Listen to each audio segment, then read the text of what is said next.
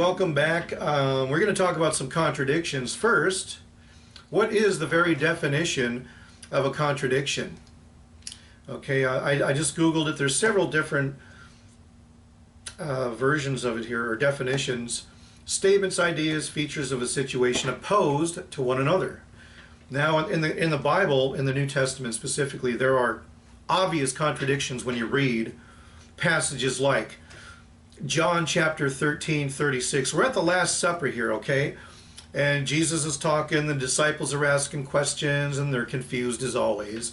And 13:36, it says, "Lord, where are you going?" This is Peter asking Jesus that. Of course, he doesn't give a straight answer. In the next chapter, in verse 5, 14, verse 5, Thomas asks him, "We don't know where you're going, so how can we follow? How can we know the way?" And then just a few minutes later, Jesus says in John chapter 16, verse 5, "I'm going to him who sent me, but none of you asked me, where are you going?" Wait a minute. Didn't Peter just say, "Where are you going?" in 13:36? That's an obvious contradiction. Okay, things that you see visually with your brain and that makes sense, yeah, that's a contradiction. What about the visual deceptions of Christianity? Do you know what I'm talking about here? Let me give an example. If you didn't know anything about Christianity or religion or anything, and somebody came up and said, "Hey, here's a copy of the Bible. Go home and read it, and we hope you accept Jesus." Now, in order to get to this Bible here, a whole lot of things have to happen first. Number one, they have to change the name of the book. Before Jesus, there was no such thing as the Holy Bible or the New Testament or the Old Testament. There was only the Tanakh, which is what they've turned into the Old Testament. What do I mean by that? The Tanakh is an acronym for three words: Torah, Nevi'im, Ketuvim. Torah means teaching or instructions, what they like to call the law of Moses, or the law. The second part of the Bible is called the prophets.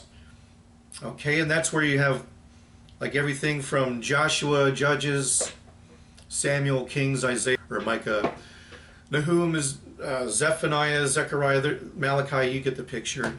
Anyway, the third section of the Bible is called the writings, like Proverbs, Psalms, Ecclesiastes, and so on. And then it ends with Chronicles, which kind of recaps the whole entire Bible.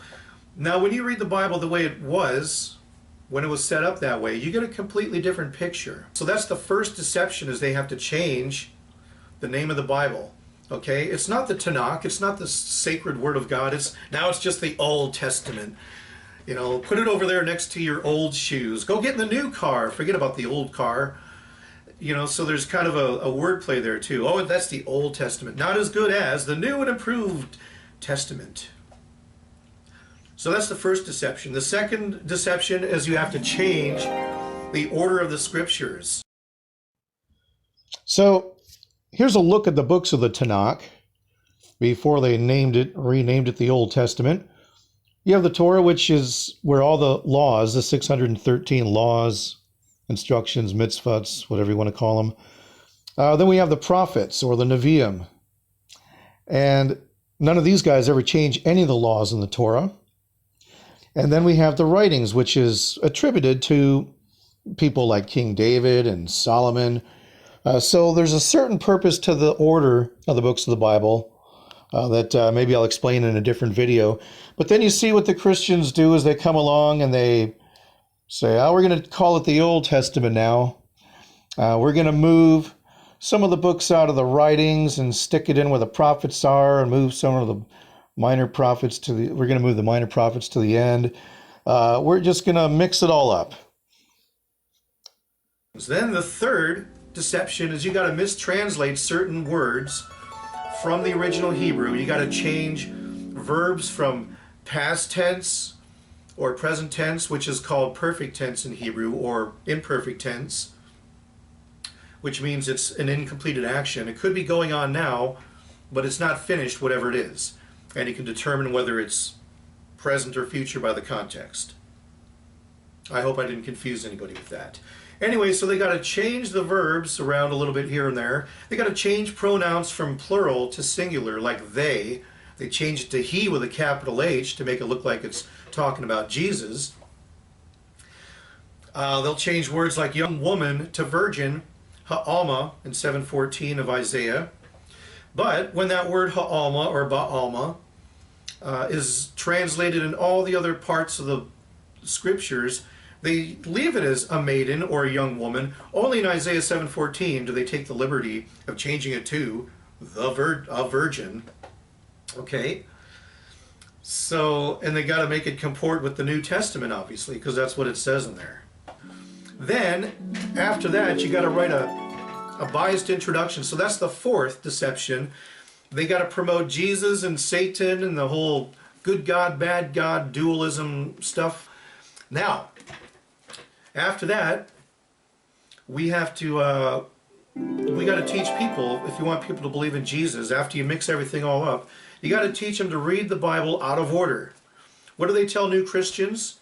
They don't say, read it from the beginning to the end, keeping in mind that the original Hebrew scriptures was in Hebrew for 3,500 years, and then all of a sudden in the New Testament, which takes place in a few years in the first century, they're writing in Greek. Okay, God forgot how to speak Hebrew. Now they're writing in Greek, the very language of the people that opposed the Jews.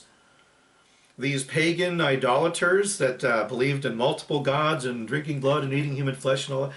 And so there's something wrong there.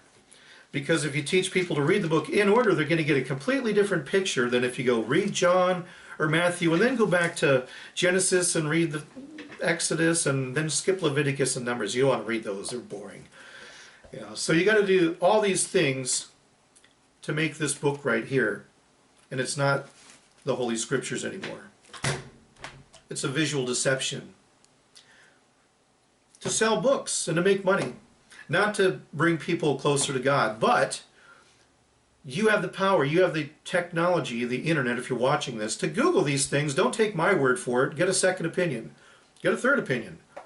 Look for a general consensus and you'll start to figure out who's lying and who's telling the truth. I hope you learned something. Thank you for watching.